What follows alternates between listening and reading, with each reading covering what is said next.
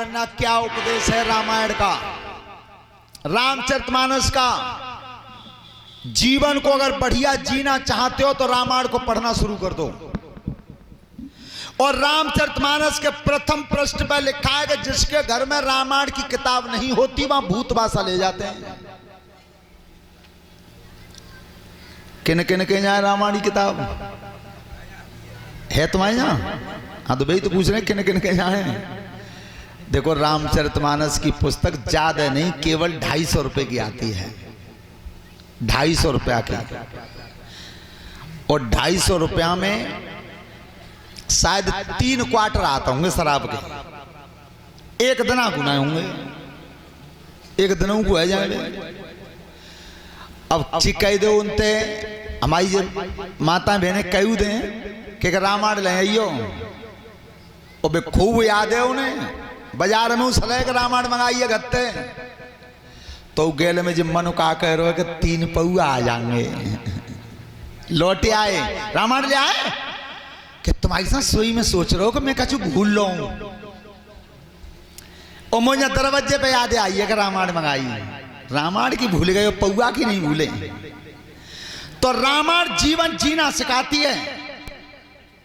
और देखो सब माता बहने मेरी एक बात सुनो गौर से, जीवन में अगर घर को सुखी रखना चाहो तो रामायण की पुस्तक पूजा की अलमारी में रख देना, और संध्या के समय रोजाना गंगा मैया के नाम का दीपक जलाना घर में रोजाना।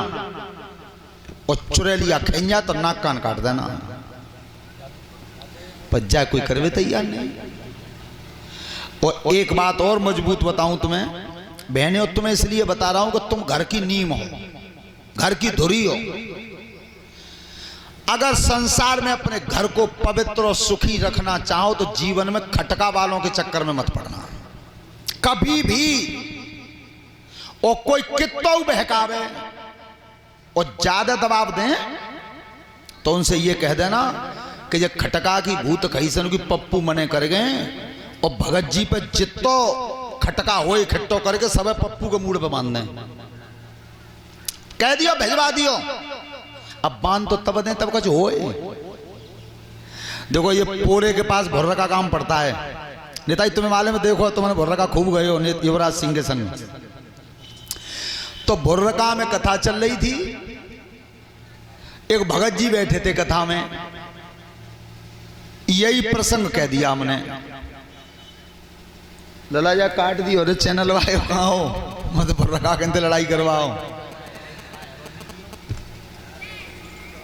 सो हमने यही बात कही तो शाम को 9 बजे भगत जी आए अकेले में कि पप्पू कहाँ है, कि भाई कमरा में। कि तो निकल लला अलग बात करवा दो माई, यहाँ बताओ कि लला हम पे काऊ की नाराई होतना है, मजदूरी हम ना कर पाता, मेहनत हम पे काऊ की ना हुई, और चाई बहाने तने का करे खा लेते सो लीप दई। मैं जामे का करता तुम कि जामे लला ने का तंत्रा मंत्रा उल्टी सूदी कर देते हैं तो 100 रुपया ते कमे तो कोई देता ना है।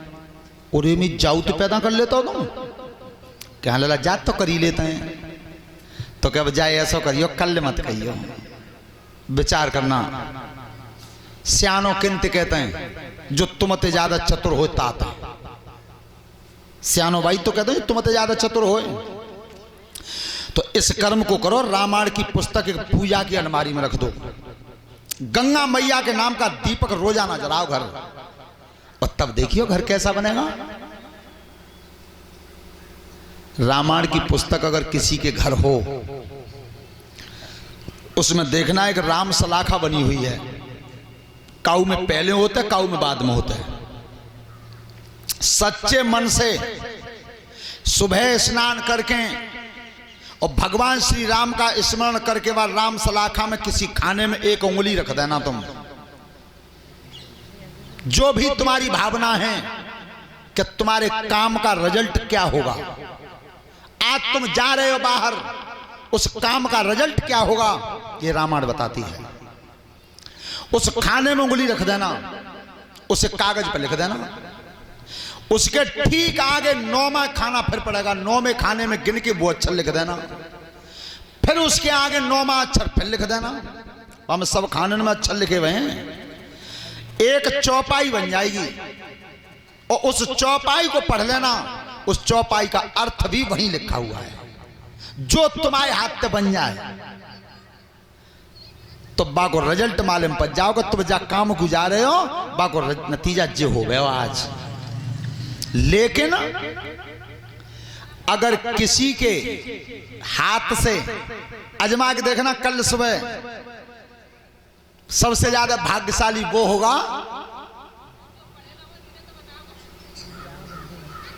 जब पढ़े ना है। तो तुम एक काम करियो कि राम से लेके खुलवाए के भगवान राम को ध्यान करके आंख बंद करके, लेकिन भगवान पे विश्वास राखियो और तुम उंगली रख दियो पे आप तो पढ़े लिखे पे लिखवा दियो। और अगर ये चौपाई बनती है उससे ज्यादा नसीब का तेज कोई नहीं। कौन सी?